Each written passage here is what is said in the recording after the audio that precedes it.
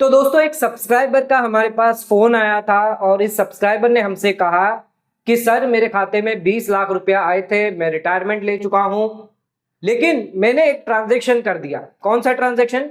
ये 20 लाख का क्या किया, मैंने जो है बैंक से कैश विड्रॉ कर दिया और ये 20 लाख मैंने अपने मित्र, दोस्त, अपने रिश्तेदार को, अपने फ्रेंड को जो है वो दे दिया।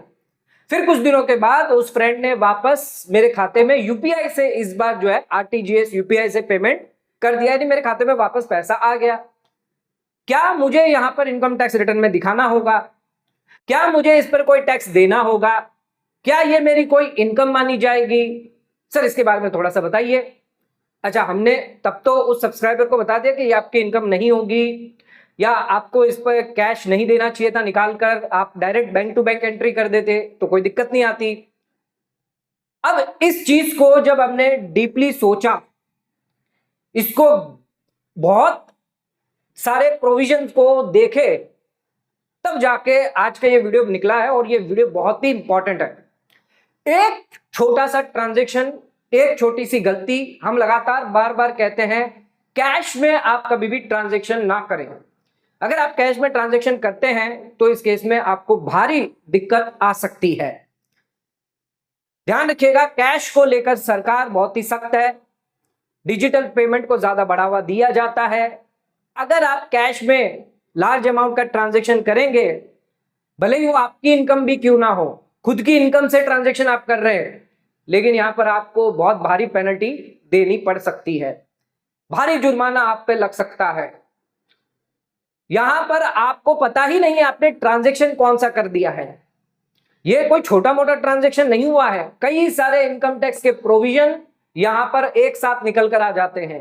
कई सारी चीजें यहां पर आपको देखनी पड़ती है, चेक करनी पड़ती है। और इनकम टैक्स डिपार्टमेंट सवाल एक पूछेगा कि जब आपने अपने मित्र को पैसा देना ही था तो बैंक के माध्यम से दे देते, कैश निकाल कर क्यों दिया? और आपका मित्र कैश ले भी रहा है, सबसे बड़ी प्रॉब्लम। आज के इस वीडियो में मैं आपको क्लियर करूंगा इस ट्रांजैक्शन रिलेटेड। अगर आप भी ऐसा कोई ट्रांजैक्शन कर रहे हैं, करते हैं, छोटा मोटा अमाउंट है तो कोई दिक्कत नहीं है, लेकिन बहुत बड़ा अमाउंट है तब वहां पर दिक्कत आपको हो सकती है। आपको इस ट्रांजैक्शन को प्रूव करना बहुत ही जरूरी हो सकता है। अच्छा, इस एक ट्रांजैक्शन की वजह से 7 चीजें और निकल कर आई, जो आज के वीडियो में डिस्कस करेंगे। 7 पॉइंट और निकल कर आए। उन सब प्रोविजंस को देखना इंपॉर्टेंट है, कहां पर कौन सा प्रोविजन लग सकता है, कहां पे कौन सा प्रोविजन अट्रैक्ट हो रहा है, यह जानना जरूरी है। आपकी एक छोटी सी गलती आपको भारी नुकसान दे सकती है, मेंटल हेल्थ भी आपकी खराब कर सकती है। क्योंकि इनकम टैक्स डिपार्टमेंट का जब नोटिस आता है तो आदमी जगह जगह नोटिस लेकर भागता है कि सर मैं क्या करूं इसका, सर मैं क्या करूं, सर मैं क्या करूं। सिर्फ एक छोटा ट्रांजैक्शन अपने दोस्त की सिर्फ मदद करने की वजह से, या अपने दोस्त को पैसा कुछ दिनों के लिए देने के लिए आपने इतनी बड़ी मुसीबत अगर ले ली है, तो आइए जानते हैं इस मुसीबत का क्या निवारण है, इस मुसीबत से कैसे आपको बचना है, क्या क्या यहाँ पर प्रोविजन जो है वो इनकम टैक्स डिपार्टमेंट आप पर लगा सकता है, कौन से प्रोविजन में आपको जो है वो यहाँ पर चेक करने होते हैं, ये जानना जरूरी है। ये कोई छोटा मोटा ट्रांजैक्शन नहीं है, कैश का मामला है, भले ही आपका खुद का पैसा क्यों ना हो। आज का वीडियो बहुत इंपॉर्टेंट है, वीडियो का एंड तक जरूर देखें। चैनल पर नए तो सब्सक्राइब करें और बेल आइकन पर नोटिफिकेशन पे क्लिक करें ताकि आपको आने वाले सभी नोटिफिकेशन रिगार्डिंग हमारे वीडियोस रेगुलरली मिलते रहे। आइए स्टार्ट करते हैं अपना आज के वीडियो को। दोस्तों वीडियो को आगे बढ़ाने से पहले एक जरूर जानकारी, अगर आप इनको इनकम टैक्स रिटर्न फाइल करवानी हो, कोई नोटिस का रिप्लाई करवाना हो, तो दिए गए नीचे नंबर पे आप हमसे कांटेक्ट कर सकते हैं। तो आइए स्टार्ट करते हैं अपना आज के वीडियो को और जानते हैं, दोस्तों को बैंक से कैश निकाल कर दे दिया और दोस्त ने भाई साहब यूपीआई पे वापस दे दिया, यानी दोनों ही ट्रांजैक्शन मैच नहीं कर रहे अपने आप से ही। भाई कैश दे रहे हो तो कैश लो, या फिर ऑनलाइन से दे रहे हो तो ऑनलाइन से लो। ये कौन सा ट्रांजैक्शन है भैया, कैश देकर ऑनलाइन ले रहे हो आप?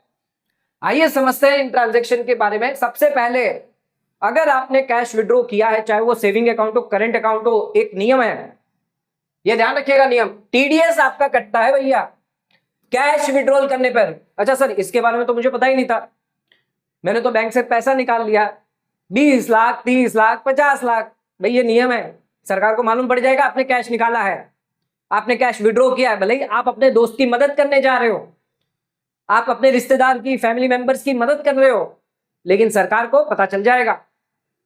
सर मैंने तो कैश निकाला, कैसे मालूम पड़ेगा? इस तरह से मालूम पड़ेगा। ध्यान रखिएगा, कैश विड्रॉ अगर आप करते हैं सेक्शन 194N अप्लीकेबल होता है, और इस केस में आपका टीडीएस जो है, बैंक चाहे वो पब्लिक बैंक हो, गवर्नमेंट बैंक हो, चाहे वो प्राइवेट सेक्टर बैंक हो, कोऑपरेटिव बैंक या पोस्ट ऑफिस, कहीं पर भी अगर आपने कैश विड्रॉ किया है, सीधी जानकारी इनकम टैक्स डिपार्टमेंट को पड़ जाएगी, क्योंकि आपका टीडीएस काटा जाएगा सेक्शन 194N के अंदर।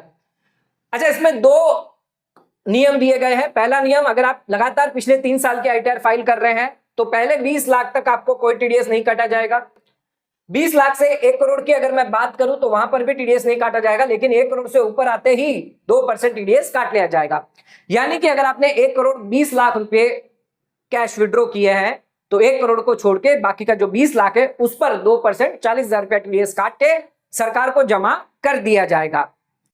अच्छा, यहां पर सिर्फ जमा नहीं किया जाएगा, अब उन पैसों के वापस लेने के लिए आपको इनकम टैक्स रिटर्न भरनी पड़ेगी। आप एक रिटायर्ड पर्सन हो या अगर आप कभी भी रिटर्न नहीं भरते हो तो अब आपको रिटर्न भरनी मैंडेटरी हो जाएगी। तो एक ट्रांजैक्शन, एक गलती, एक मदद करने गए, लेकिन आपके लिए मुसीबत आ गई, टीडीएस भी कट गया, रिटर्न भी भरनी पड़ जाएगी, मैंडेटरी हो गया आपके लिए, जो अब तक नहीं था। अब अगर आप पिछले 3 सालों के आईटीआर नहीं भरते हो तो उस केस में ध्यान रखिएगा 20 लाख तक कोई टीडीएस नहीं है, लेकिन जैसे ही 20 लाख 1 रुपया आपने दे दिया, कैश विड्रॉ अगर आपका हुआ है तो इस केस में 2% टीडीएस रेट काटा जाएगा, और 1 करोड़ से ऊपर हुआ तो उस केस में 5% टीडीएस रेट काटा जाएगा। यानी कि अगर किसी का 1 करोड़ 20 लाख वापस ले लेते एग्जाम्पल, तो 80 लाख पर तो 2% होगा और बाकी का जो 20 लाख है उस पर 5% होगा। जो भी अमाउंट निकल कर आएगा वो टीडीएस जमा कर दिया जाएगा। अच्छा, 1 अप्रैल से ये जो दूसरा नियम है वो सरकार ने हटा दिया है, ठीक है। तो पहला जो नियम है वही कंटिन्यू रहेगा 1 अप्रैल से, लेकिन पिछले साल की अगर आईटीआर की मैं बात करूं फाइनेंशियल 25-26 के लिए, तो ये दोनों नियम अप्लीकेबल रहेंगे। एग्रीगेट कैश विड्रॉल देखा जाएगा। ऐसा नहीं है कि आपने टोटल कैश निकाला है, अगर आपने टुकड़े टुकड़ों में भी निकाला है 5 लाख, 3 लाख, 4 लाख, 6 लाख, तो टोटल मिलाकर सब देखा जाएगा। चाहे आपका सेविंग अकाउंट हो, करंट अकाउंट हो, उस बैंक के अंदर, सेम बैंक के अंदर, मान लीजिए एचडीएफसी बैंक के अंदर है, तो सेम बैंक के अंदर जितने अकाउंट है जहां से आपने कैश विड्रॉ किया है उनकी टोटल लिमिट देखी जाएगी, इस लिमिट से क्रॉस तो नहीं है। अच्छा, अगर डिफरेंट बैंक हुई तो अलग अलग बैंक हुई तो सभी बैंकों के लिए यह नियम अलग अलग रहेगा, यानी सभी बैंक अपने हिसाब से सेपरेट रहेगा। यानी एक बैंक के लिए मान लीजिए 1 करोड़ का है तो दूसरे बैंक के लिए भी 1 करोड़ का लेगा, सभी बैंकों को मिलाकर नहीं देखना है। तो हर एक बैंक जो है वो यहां पर कैलकुलेट अपना अलग अलग करेगी, 1 करोड़ की लिमिट का अलग करेगी, जो 20 लाख वाला है वो अपने हिसाब से अलग से करेगा। और फाइनेंशियल ईयर में देखना है, यानी 1 अप्रैल 2024-25 से लेकर 31 मार्च 2026 तक का ये फाइनेंशियल ईयर होता है। भले ही आपकी इनकम 4 लाख से कम है, मैंने ऑलरेडी बताया आप इनकम टैक्स रिटर्न नहीं भरते हो, लेकिन इसकी वजह से आपको इनकम टैक्स रिटर्न जो है वो भरना पड़ जाएगा, रिफंड अगर क्लेम करना है। जब स्टेटमेंट उस व्यक्ति ने मुझसे पूछा, तुरंत तो मेरे दिमाग में इतने सवाल नहीं है, लेकिन बाद में जब हमने सोचा इसके बारे में कई सारे सवाल निकल कर आ गए। एक छोटा सा ट्रांजैक्शन आपको भारी मुसीबत कर सकता है। अच्छा, इनकम टैक्स रिटर्न आप जब भरेंगे, रिफंड जब क्लेम लेंगे, तो ये इनकम भी दिखानी पड़ेगी इसके सामने। तो इसके सामने कौन सी इनकम में दिखाएंगे? सैलरी में दिखाएंगे? नहीं। रेंट में दिखाएंगे? नहीं। बिजनेस में दिखाएंगे? नहीं। आपको किसी में नहीं दिखाना है। आप जब आईटीआर भरेंगे, टीडीएस के सेक्शन में जब जाएंगे, तब आपसे पूछा जाएगा सैलरी अदर देन के अंदर, तो वहां पर आपको हेड ऑफ इनकम जो चुनना है वो नॉट एप्लीकेबल चुनना है, क्योंकि आपका टीडीएस जो वो 194N के अंदर डिडक्ट हुआ है। या तो आप चाहें तो बिजनेस कर सकते हैं, अदरवाइज आप ये कर सकते हैं। आपको यही करना होगा, आपको सिलेक्ट यही करना होगा हेड ऑफ इनकम के अंदर, ठीक है। तो ये तो कैश विड्रॉल हो गया। दूसरा, यहां पर आपकी एसएफटी भी आ सकती है, यानी कि बैंक आपका कैश विड्रॉल रिपोर्ट कर सकता है। अच्छा, कैश डिपॉजिट आपके मित्र ने किया होगा, आपने कैश विड्रॉ किया, निकाला, अपने फ्रेंड को दिया। अब फ्रेंड है, या तो कैश को यूज किया होगा या यूज नहीं किया होगा तो बैंक में डाल दिया होगा। मान लीजिए 5 लाख यूज किया, 15 लाख रुपए बैंक में डाल दिए, तो बैंक यहां पर रिपोर्टिंग कर देगा। अच्छा, दोनों ही केस में कैसे रिपोर्टिंग होता है ये भी ध्यान रख लीजिएगा। हाई वैल्यू ट्रांजैक्शन है, ये रिपोर्टिंग होता है saving bank account, current bank account और फिक्स डिपॉजिट के केस में। अच्छा, उसने व्यक्ति ने जब फ्रेंड से वापस पैसा आ गया तो बाद में फिक्स डिपॉजिट करवा दी उसी चीज की, उसी अमाउंट की, 20 लाख की। अच्छा, अगर सेविंग अकाउंट की मैं बात करूं तो 10 लाख, अगर आपके पास पैन कार्ड है इस साल से पिछले साल की बात करूं तो पूरा 10 लाख आपका देखना है, और आधार कार्ड इस केस में 5 लाख की लिमिट है। कैश डिपॉजिट अगर आप करते हैं तो जो भी बैंक है, पोस्ट ऑफिस है, कोऑपरेटिव बैंक है, ये आपके रिपोर्टिंग इनकम टैक्स डिपार्टमेंट को कर दी जाएगी। ये बात कर रहे हैं सेविंग अकाउंट के अंदर 10 लाख की लिमिट है, 10 लाख से ऊपर कैश डिपॉजिट, यानी आपके फ्रेंड ने अगर डिपॉजिट कर दिया 15 लाख रुपए तो बैंक रिपोर्टिंग कर देगा वहां पर। अच्छा, करंट अकाउंट की बात करूं तो यहां पर 50 लाख की लिमिट है। अच्छा, अगर आपने पैसा करंट अकाउंट से अगर दे दिया 50 लाख से ज्यादा है तो इस केस में आपकी भी रिपोर्टिंग हो जाएगी, तो यहां पर आपको भी ध्यान रखना है। सेविंग के केस में कैश विड्रॉल करने पर आपकी रिपोर्टिंग नहीं होगी, यानी फ्रेंड की तो हो जाएगी क्योंकि वो कैश डिपॉजिट करेगा अगर 10 लाख से ज्यादा, तो उसकी रिपोर्टिंग हो जाएगी। जब उसकी रिपोर्टिंग आ जाएगी उसको पकड़ा जाएगा तो वो तो आपका ही नाम लेने वाला है, ये ध्यान रखेगा। और कैश विड्रॉल आपके अंदर हो जाएगा कब होगा, जब आप करंट अकाउंट के अंदर 50 लाख से ज्यादा निकालते हैं। अच्छा, एफडी आपने करी है 10 लाख से ज्यादा की, आप कहोगे कि मेरा ही पैसा था वापस मैंने ले लिया, ठीक है, इसमें मैंने एफडी कर दी, तो एफडी की रिपोर्टिंग हो जाएगी आपके केस में 10 लाख से ज्यादा, क्योंकि 20 लाख रुपए आप जमा कर रहे हो, तो एफडी अगर आपने करी है उस पैसों से तो वो रिपोर्टिंग हो जाएगी। क्योंकि एफडी नहीं करी है तो नहीं की रिपोर्टिंग हो जाती है। अगर एफडी रिन्यूअल होती है तो उस केस में कोई रिपोर्टिंग नहीं होती, लेकिन एफडी नहीं है तो रिपोर्टिंग भी हो जाएगी यहां पर आपकी।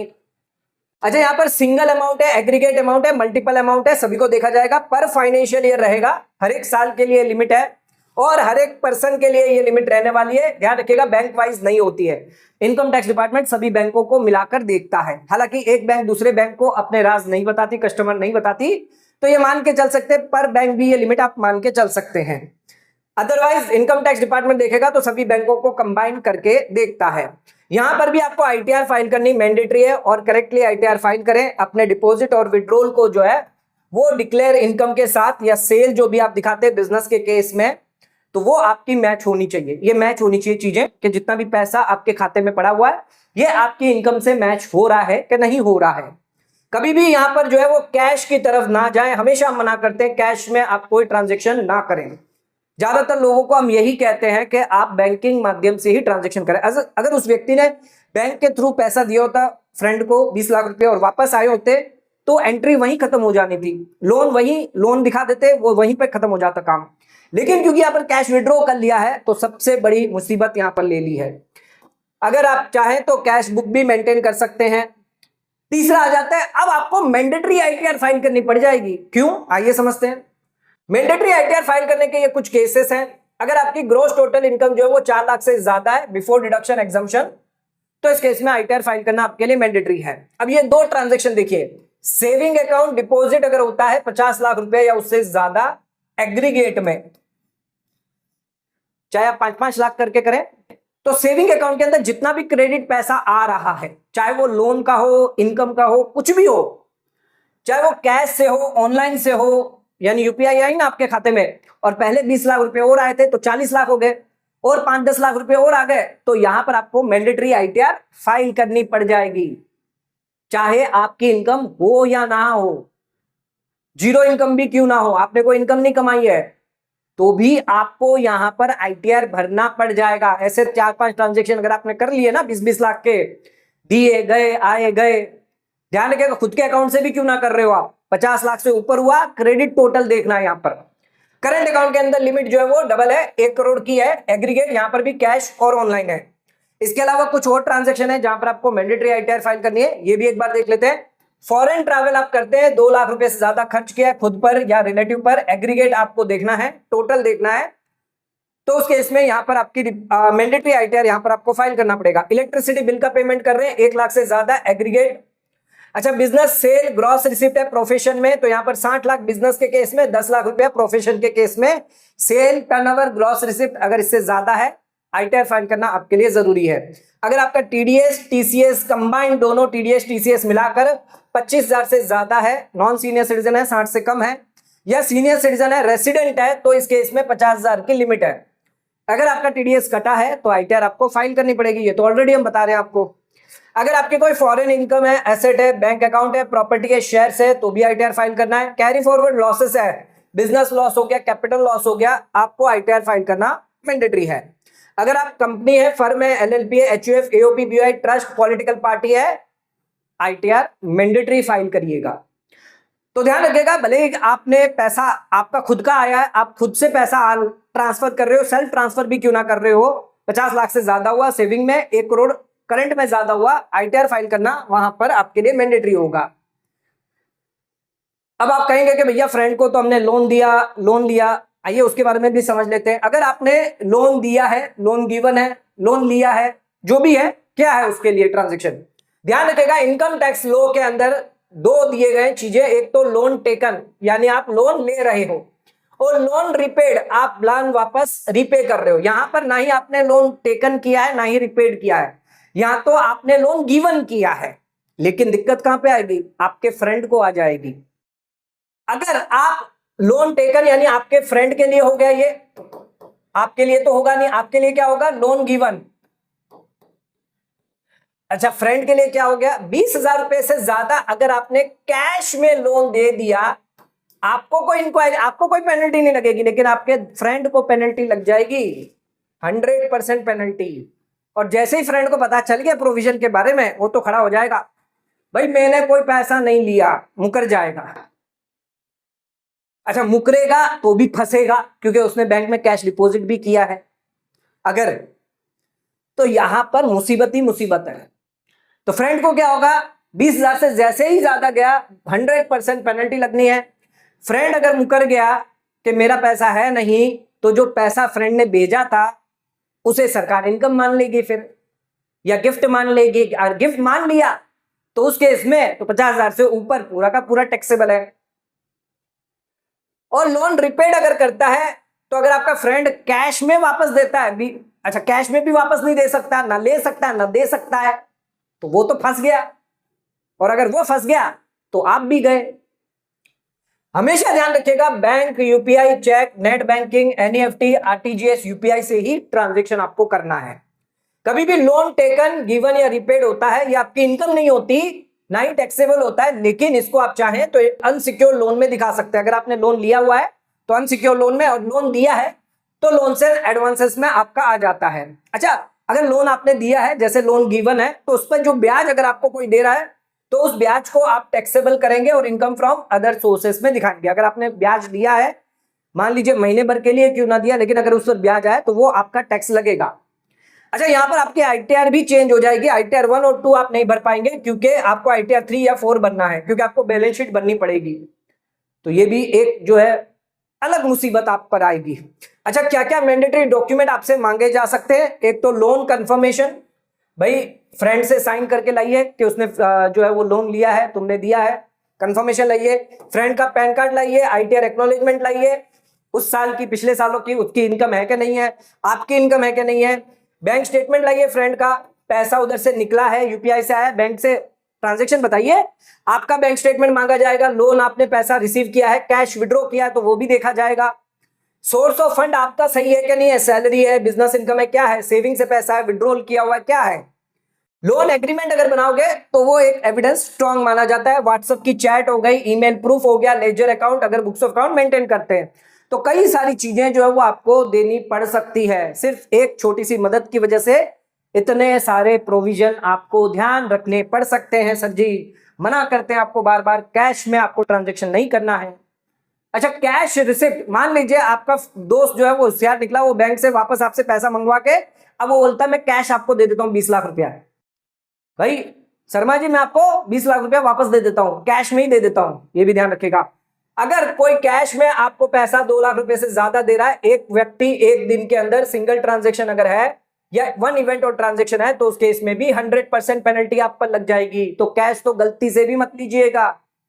यूपीआई, एनईएफटी, आरटीजीएस से ले रहे हैं, वही लेना है आपको, कैश में बिल्कुल मत लीजिएगा। 5 लाख अगर आपने कैश रिसीव किया तो 5 लाख की पेनल्टी आप पर लग जाएगी। ध्यान रखिएगा, ऑलवेज 2 लाख से ज्यादा अगर है तो बैंकिंग के माध्यम से ही आपको पैसा लेना है। 5 लाख, 10 लाख, 20 लाख जो भी है, बैंक के माध्यम से ही आपको लेना है। हमेशा ध्यान रखिएगा, कैश आप 2 लाख के अंदर ही ले, चाहे वो एक व्यक्ति हो, सिंगल ट्रांजेक्शन हो, या कोई इवेंट ओकेशन क्यों ना हो। अगर आपने यहां पर कैश जो है वो फ्रेंड को दिया है तो 269 ST नहीं लगेगा, फ्रेंड पे लग जाएगा, क्योंकि फ्रेंड को आपने दिया है 20 लाख रुपए कैश विड्रॉ करके, तो उसे पूरी की पूरी पेनल्टी 100% देनी पड़ेगी। अगर वापस फ्रेंड ने आपको दे दिया पैसा कैश में, तो आप पर भी लग जाएगा, ये भी ध्यान रखिएगा। तो ये सिर्फ रिसीवर पर लगता है, गिवर पर नहीं लगता, लेकिन अगर वापस उसने दे दिया तो आप पर भी लग जाएगा। अच्छा, यहां पर आपने पैसा यूपीआई से लिया है, कोई दिक्कत नहीं है, कैश है नहीं, तो यहां पर ये पेनल्टी नहीं लगेगी, अभी तो आप सेफ है। कैश में लेते ही दिक्कत आनी है। फ्रेंड ने पैसा वापस रिटर्न कर दिया 2 लाख रुपया या उससे ज्यादा कैश में, तो इस केस में 100% पेनल्टी आनी है, ये बार बार हम बता रहे हैं आपको। अच्छा, कोई कहता है कि मैं 1,99,900 रुपया कैश रिसीव कर लेता हूं, लीगल तो है लेकिन यहां पर एडवाइजेबल नहीं है। आप यहां पर जो है ऐसी गलती ना करें, ऑनलाइन बैंक के माध्यम से ही ट्रांजैक्शन करें।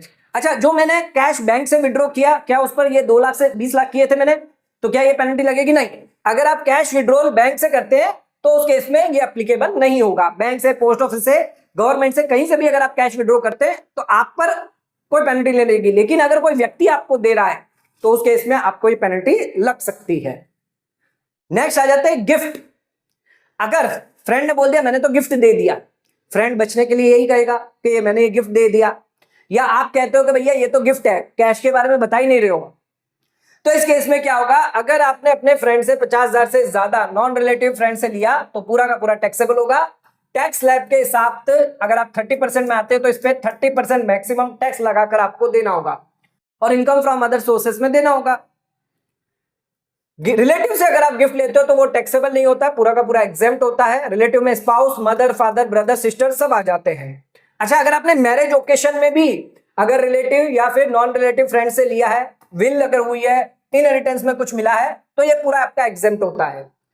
अगर कोई पैसा आपका रिटर्न आ रहा है तो क्या वो गिफ्ट है? यानी मैंने पहले पैसा दिया था, वापस आया, क्या वो गिफ्ट है? नहीं, वो गिफ्ट नहीं है, वो एज ए लोन आप मान सकते हो।